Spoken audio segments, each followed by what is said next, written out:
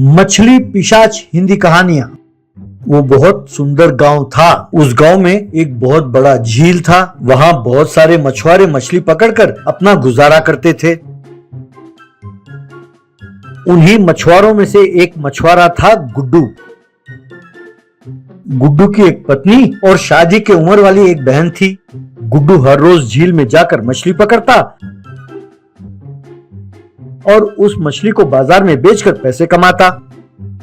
एक दिन जब गुड्डू मछली पकड़ने गया तो उसके हाथ बहुत कम मछली लगे।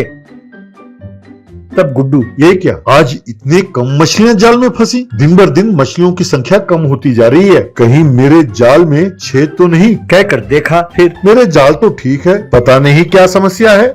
गुड्डू की तरह बाकी मछुआरों के जाल में भी कम मछलियां फंसने लगी।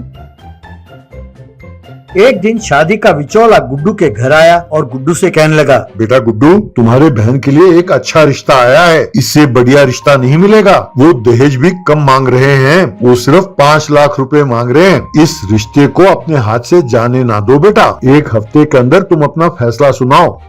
5 लाख की बात सुनते ही गुड्डू के समझ में नहीं आया कि वो क्या करे। एक दिन गुड्डू के हाथ एक भी मछली नहीं लगी। सिर्फ उसके नहीं, किसी भी मछुआरे के हाथ एक भी मछली नहीं लगी।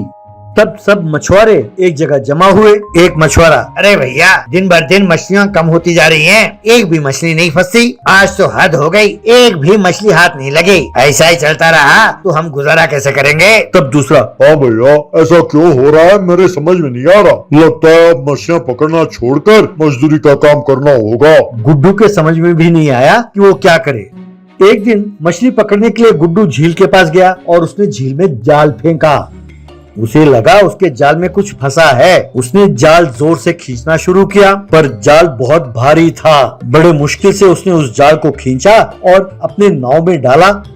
उस जाल में एक पिशाच मछली थी। उसे देखकर गुड्डू डर गया। वो मछली, बेटा डरो नहीं, मैं तुम्हारा कुछ नहीं बिगाड़ूंगी। मुझे तुम्हारी मदद की जरूरत है, तुम ही मुझे बचा सकते हो। गुड्डू, मैं तुम्हारी मदद करूं? और तुम हो कौन? तुम ऐसे क्यों हो? तब मछली, बेटा एक वक्त था जब मैं एक साधारण मछली थी, वो भी झील की मछली नहीं, समुन्द्र की मछली। एक दिन एक स्वामी जी पानी में उतरे तो मैंने उन्हें तंग करने के लिए उन्हें काट लिया। बस उन्हें गुस्सा आया और मुझे उन्होंने श्राप दिया कि मैं पिशाच मछली बन जाऊं। तब से मैं समुद्र में मैं मछलियां पकड़कर खाने लगी। तब गुड्डू, पर समुद्र में रहने वाली तुम इस झील में कैसे आई? यानी हमारे झील के सारे मछलियों को तुम ही खा जाती हो, है ना? तब वो मछली, हाँ, इस झील के सारे मछलियों को मैं ही खा गई। एक बार बाढ़ में बहकर मैं इस झील में आकर गिर गई। मैं समझ नहीं पाई कि मैं वापस समुद्र में कैसे लौटूं और मैं यहीं रह गई। अब इस झील के सारे मछलियां खत्म हो गई। अब लगता है मैं भूखी मर जाऊंगी। मेहरबानी करो और मुझे समुद्र में छोड़ दो, तुम्हें पुण्य मिलेगा। तब गुड्डू,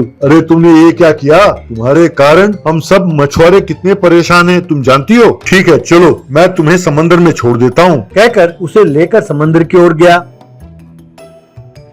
फिर उसे समुद्र में छोड़ आया।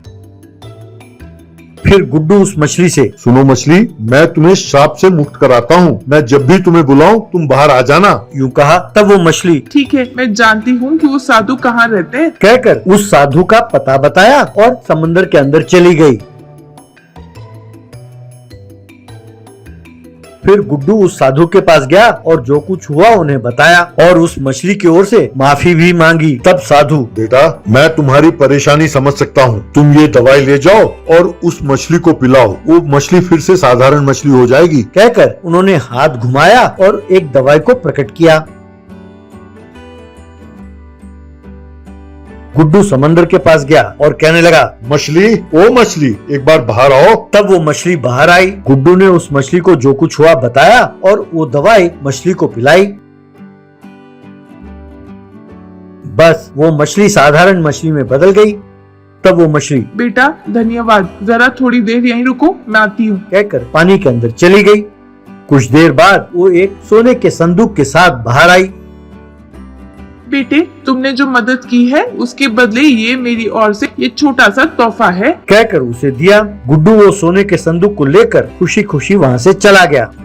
फिर गुड्डू ने अपनी बहन की शादी बड़ी धूमधाम से की।